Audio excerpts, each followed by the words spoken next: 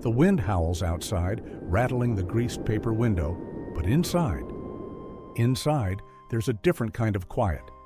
The quiet of a space carved from the wilderness, held together by sweat, grit, and the sheer will to endure. This isn't just four walls and a roof, it's a sanctuary, a fortress against the unforgiving wild. We've talked about how these mountain men built their cabins, a monumental task we explored in detail in our episode, Mastering the Wilderness, raising log walls against the elements. But a cabin isn't truly a home until it holds the shape of a life lived within it. And for the solitary trapper, the long hunter, that meant filling the space not with store-bought comforts, but with pieces built by his own two hands. Forget fancy workshops and polished finishes. We're talking about furniture born from necessity, crafted with the same basic tools used for survival. An axe, a knife, maybe an auger if he was lucky. Pieces as rugged and resilient as the men who made them. A place to sit besides the cold dirt floor, a surface to eat on, a bed to keep off the damp ground. How did they turn raw logs and rough planks into functional furniture? What ingenious tricks did they use when resources were scarce and every ounce of energy mattered? How did the simple act of building a stool or a table become an extension of their fight for survival? My name is Sam, and this is Wild America. Tonight, we're stepping inside that 1800s mountain man cabin. We're picking up the tools, feeling the grain of the wood, and uncovering the lost art of crafting furniture when you had nothing but the wilderness and your own resourcefulness. This is furniture built by hand, built for survival. Part 1, The Empty Cabin. Need meets ingenuity. Imagine stepping into that freshly built cabin for the first time. The scent of raw pine or cedar hangs heavy in the air. The walls stand solid, a testament to weeks, maybe months, of backbreaking labor. The roof overhead promises shelter from the biting wind and driving snow. It's an achievement, no doubt. But it's also empty. A man could sleep on a pile of firs or pine boughs on the dirt floor, and many did, especially at first. He could eat standing up or crouched by the fire pit. But survival wasn't just about enduring hardship. It was about creating a space, however crude, where a man could rest, repair his gear, and simply be. The first need was often the simplest, a place to sit. Hunkering on the cold, damp earth day after day wasn't just uncomfortable. It could leach the warmth right out of you. A simple log section, perhaps flattened on top with an axe, might suffice temporarily. But a true mountain man, settling in for a season or longer, would soon crave something more stable, something built. Then came the need for a surface. Skinning a beaver, cleaning a rifle, preparing a meal. Doing these tasks on the floor was inefficient and messy. A rough table, even just a sturdy plank raised on legs, made all the difference. It brought order to the chaos, a small island of utility in the vast wilderness. And sleep. While a bed might seem like a luxury, raising oneself off the cold, potentially damp ground was crucial for health and retaining body heat, especially during the brutal winters. A simple raised platform, a bunk built into the wall. These weren't about comfort in the modern sense. They were about conserving energy and staying healthy enough to face the next day's challenges. Storage, too, became essential. Where to keep the precious powder dry, the traps organized, the few personal belongings safe, rough shelves mounted on the walls, simple pegs driven into the logs, perhaps a crude box or chest. These weren't just conveniences. They were vital for maintaining gear and sanity. This wasn't about aesthetics. It was about function, pure and simple. Every piece of furniture had to justify its existence through utility. It had to be buildable with the limited tools at hand, using readily available materials. This intersection of stark necessity and raw ingenuity is where the story of mountain man furniture truly begins. The empty cabin wasn't just a space to be filled, it was a problem to be solved, a challenge to be met with axe, knife, and unwavering determination. Part 2, The Mountain Man's Toolkit, Forging Function from Few. So the need was clear. An empty cabin demanded furnishing. But how? A mountain man didn't have a workshop stocked with specialized tools. He had what he carried, what he could trade for, or what he could forge himself. His toolkit was lean, multifunctional, and brutally effective, designed for survival first, craftsmanship second. The cornerstone, as always, was the axe. We often think of it for felling trees or splitting firewood, essential tasks we covered when discussing cabin building. But in skilled hands, the axe was also a shaping tool. It could roughly flatten a log surface for a bench, hew a plank for a tabletop, or even begin the process of carving out a rough joint. It wasn't precise, but it was powerful, the first step in taming raw timber. Next, the knife. More than just a weapon or a skinning tool, a mountain man's knife was his most versatile implement. He'd use it for finer shaping where the axe was too crude, smoothing edges, carving notches, whittling pegs, scraping surfaces. A sharp, sturdy blade could perform a surprising range of woodworking tasks, demanding patience and control. If he was fortunate, he might possess a draw knife. This two-handled blade, pulled towards the user, was incredibly efficient at removing wood quickly and relatively smoothly. Perfect for flattening surfaces, shaping legs for stools or tables, or tapering pegs. It offered more control than an axe for shaping larger pieces. Holes were crucial for joining pieces together, especially without nails or complex joinery. An auger, essentially a large drill bit, often turned with a simple wooden handle or later a brace, was invaluable. It allowed the mountain man to bore holes for legs on a stool, for pegs to hold shelves, or to start the process of creating a mortise joint. Owning an auger, even a small one, significantly expanded his furniture-making capabilities. Less common, perhaps, but incredibly useful was the adze. With its blade set perpendicular to the handle, like a hoe, it was used for rough shaping concave surfaces, like hollowing out a log section to create a trough or bowl, or even shaping the seat of a crude chair. It was a specialized tool, often associated more with coopering or boat building, but a resourceful man could adapt it. Chisels, hand planes, saws. While saws existed and were used in settlements or for major logging, a lone mountain man was less likely to haul a large saw deep into the wilderness just for furniture. Small frame saws might be possible, but often the axe and knife did the cutting. Chisels and planes were tools of finer woodworking, generally beyond the scope of basic survival furniture built quickly with minimal gear. This limited toolkit dictated the style: simple, robust, and relying on clever joinery that could be achieved with basic means. Peg joints, simple notches, maybe a crude mortise, and tenon if an auger and knife were used skillfully. There was no room for delicate ornamentation, only the beauty of raw function. Building furniture with these tools wasn't just woodworking, it was a testament to human adaptability, forcing creativity through constraint. Every piece held the marks of the tools, the sweat of the maker, and the story of survival. Part 3, From Log to Living, Crafting the Essentials. Armed with basic tools and driven by necessity, the mountain man began to transform the raw materials around him into the essential pieces that would make his cabin livable. It wasn't about beauty contests. It was about function, stability, and getting the job done before the next storm rolled in or the next hunt called. Perhaps the first piece beyond a simple log section was the three-legged stool. Why 3 legs? Stability? On an uneven dirt or rough plank floor, 3 legs will always find a solid footing, unlike a 4-legged chair that would wobble incessantly. The seat itself might be a cross-section of a suitably sized log, perhaps slightly flattened on top with an axe or adze for comfort. The real ingenuity lay in attaching the legs. Using an auger, the mountain man would bore 3 holes into the underside of the seat, angled outwards for stability. The legs themselves, sturdy branches or split sections of wood, would be roughly shaped with a knife or draw knife, tapering one end to fit snugly into the drilled holes.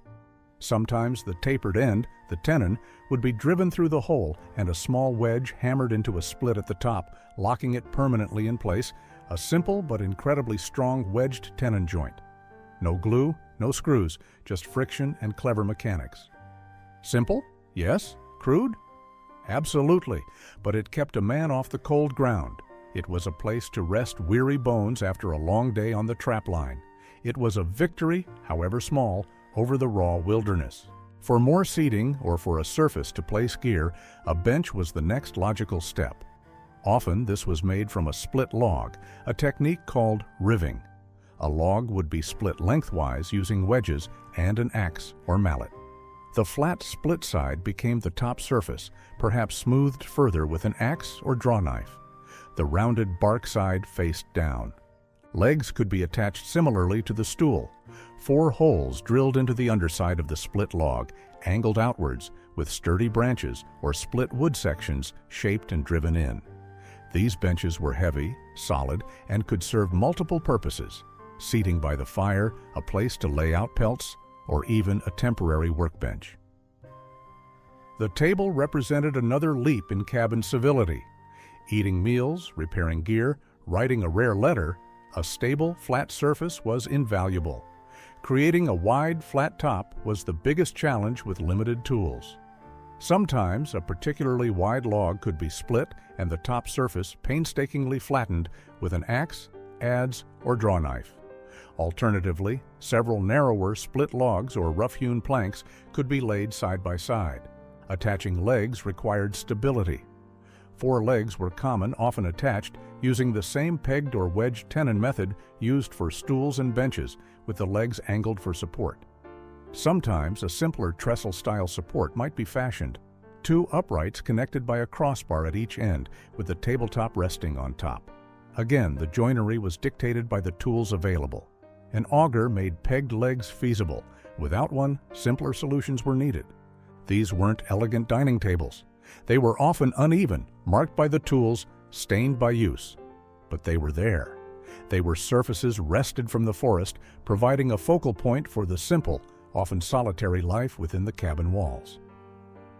Each gouge from the axe, each shaving from the draw knife told a story of resourcefulness. Beyond seating and tables, other simple additions emerged. Pegs driven into drilled holes in the log walls provided crucial hanging storage for rifles, powder horns, clothing, and traps, keeping gear off the floor and organized. A simple shelf, perhaps a rough plank supported by pegs or crude brackets, offered a place for smaller items, food supplies, or the few personal treasures a man might possess. Stool, bench, table, pegs, shelves. These were the building blocks of a functional cabin interior.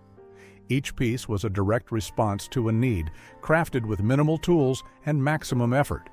It was a slow, deliberate process, filling the empty space not just with objects, but with the tangible results of self-reliance. The cabin was becoming less of a raw shelter and more of a personalized space, shaped by the hands of the man who called it home. Part 4. The Mountain Man's Bed. Beyond the bough pile. A man could survive sleeping on the ground, curled up in furs or blankets. Many did, especially when constantly on the move.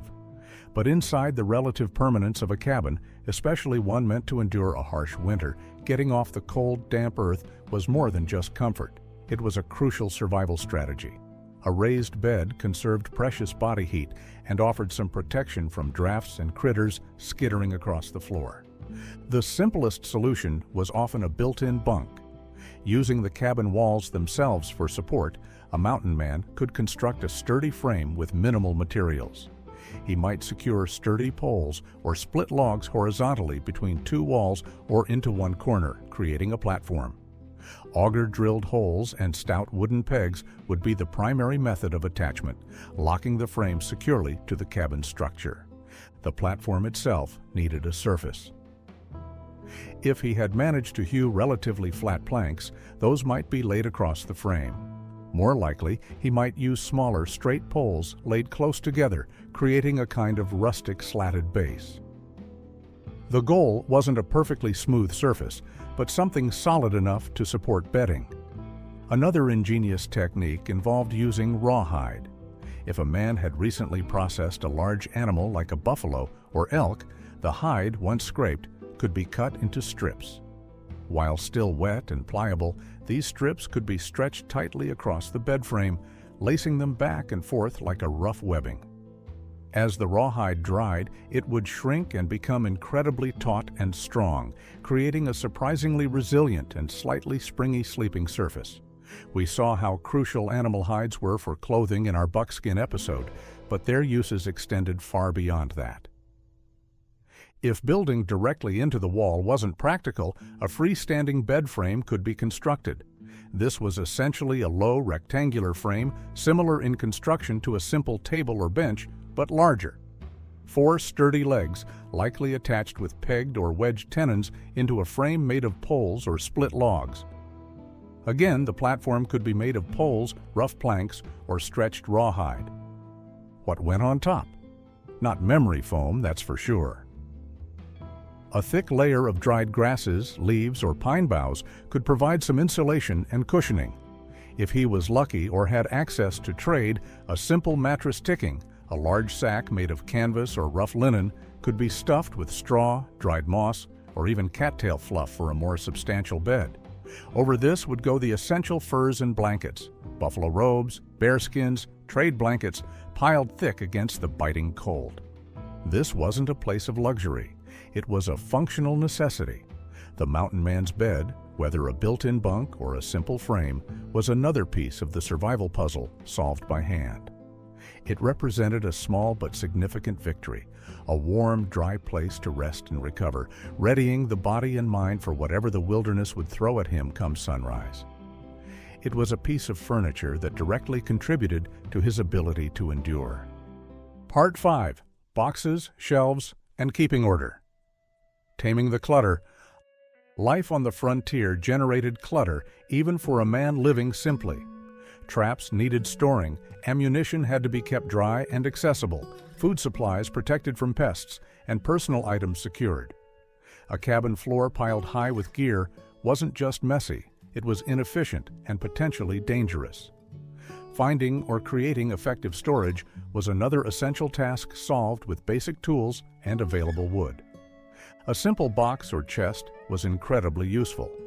While complex dovetail joints were likely out of reach, a functional box could be made from rough-hewn planks. If a man had access to a saw, cutting planks to size was easier. Without one, he might painstakingly hew them flat with an axe and draw knife. Joining the corners could be done simply by overlapping the planks and securing them with wooden pegs driven into drilled holes. It wouldn't be airtight or elegant, but it would create an enclosed space. Hinges and latches were another challenge. Metal hinges were trade goods, not always available. A simple solution was a leather strap hinge, where a tough piece of hide was nailed or pegged across the lid and body of the box. Alternatively, wooden hinges could be fashioned, perhaps a simple pivot pin design, where a rounded extension on the lid fit into a hole in the box side. Latches might be as simple as a rotating wooden toggle or a leather strap and buckle. These boxes protected valuable gear from dirt, moisture, and casual view. A sturdy box could also double as extra seating or a small table surface, maximizing utility in the cramped cabin space. Shelves offered open, accessible storage. The simplest form involved driving sturdy wooden pegs into the log walls and laying a rough plank or split log across them. Accuracy in drilling the holes ensured the shelf sat level. These were perfect for keeping tin cups, plates, small sacks of flour or salt, and other frequently used items within easy reach and off the floor. We saw the importance of pegs for hanging gear like rifles and powder horns earlier, but their utility extended further. Rows of pegs could hold clothing, cooking utensils, or bundles of drying herbs. They were the simplest storage solution, requiring only an auger and some sturdy branches, but incredibly effective at utilizing vertical wall space. Occasionally, a man with more time or skill might attempt a small wall cabinet. This would likely be a simple box structure, perhaps with a pegged door mounted directly to the log wall. It offered more protected storage than open shelves, suitable for smaller, more valuable items, or perhaps the few precious spices or medicinal supplies he possessed. Items we know were crucial from tales of frontier medicine. boxes, shelves, pegs. These weren't just about tidiness. They were about efficiency and preservation. Keeping gear organized meant finding it quickly when needed. Protecting food and powder meant ensuring survival through the next lean period or dangerous encounter. By building these simple storage solutions, the mountain man wasn't just furnishing his cabin. He was imposing a small measure of order onto the wild chaos outside its walls, making his solitary existence more manageable, one hand-built piece at a time. Part 6. The soul of the cabin, more than just wood. Look around this space. The rough-hewn stool standing firm on the uneven floor, the sturdy bench bearing the scars of countless meals and tasks, the table holding a simple tin cup, the bunk promising rest, the shelves and pegs bringing order. This isn't just a collection of wooden objects, it's the physical manifestation of a man's struggle against and adaptation to the wilderness. Each piece, built by hand with rudimentary tools, represents a small victory, a pushback against the chaos and indifference of nature. It's the difference between merely surviving and living. Building this furniture wasn't a hobby. It was an integral part of the mountain man's existence. The same hands that set traps, skinned beaver, and fired a Hawken rifle were the hands that shaped these stools and tables. The skills were intertwined. Knowing the wood, understanding its grain, its strengths, its weaknesses. This was part of reading the landscape, just like tracking game or predicting weather. For the solitary trapper, spending months or even years with little human contact, these hand-built items became silent companions. They were extensions of himself, imbued with his effort, his resourcefulness, his presence. The chair wasn't just a chair. It was his chair, built to fit his needs, bearing the marks of his labor. It grounded him in a world that was constantly shifting, dangerous, and vast. There's an honesty to this furniture, no pretense, no unnecessary decoration. Every element serves a purpose. The angled legs provide stability, the thick planks offer strength, the simple joints hold fast. It speaks of a time when utility was paramount, when resources were respected, and when the connection between human hands and natural materials was direct and profound. Today, we might look at replicas or museum pieces and see only crude, rough objects. But look closer. See the axe marks, the whittled pegs, the sheer ingenuity. This wasn't just furniture. It was survival made tangible. It was the soul of the cabin, built piece by painstaking piece, by hands that knew the true meaning of self-reliance. It was the quiet testament of a life lived on the edge, built by hand, in the heart of wild America. Thanks for joining us inside the mountain man's cabin. If you're fascinated by the resourcefulness of these pioneers, be sure to check out our episodes on how they built the cabins themselves, the tools they relied on, and the brutal medical hacks they used to survive. Let us know in the comments what aspect of frontier life you'd like us to explore next. Until then, stay wild.